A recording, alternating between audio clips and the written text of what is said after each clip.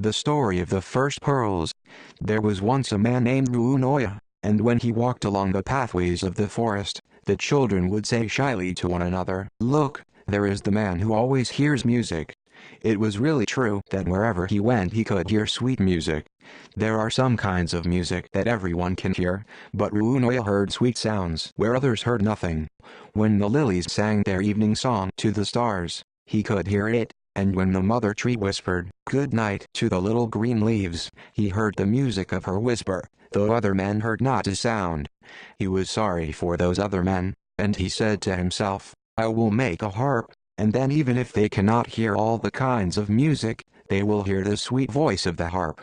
This must have been a magic harp, for if one else touched it, no sound was heard, but when Runoya touched the strings, the trees bent down their branches to listen, the little blossoms put their heads out shyly, and even the wind was hushed. All kinds of beasts and birds came about him as he played, and the sun and the moon stood still in the heavens to hear the wonderful music. All these beautiful things happened whenever Runoya touched the strings. Sometimes Runoya's music was sad.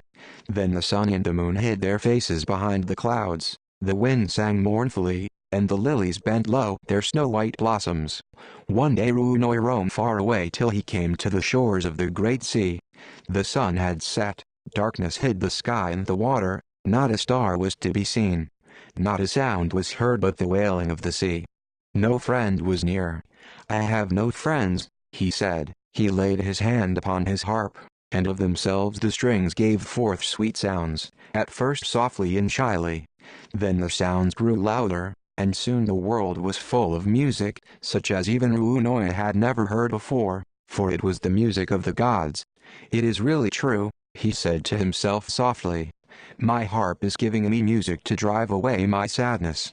Illustration. He listened, and the harp played more and more sweetly. He who has a harp has one true friend. He who loves music is loved by the gods, so the harp sang to him. Tears came into Runoya's eyes, but they were tears of happiness, not of sadness, for he was no longer lonely. A gentle voice called, "Runoya, come to the home of the gods." As darkness fell over the sea, Runoya's friends went to look for him. He was gone, but where he had stood listening happily to the music of the gods, there on the fair white sand was the harp, and all around it lay beautiful pearls, shining softly in the moonlight, for every tear of happiness was now a pearl.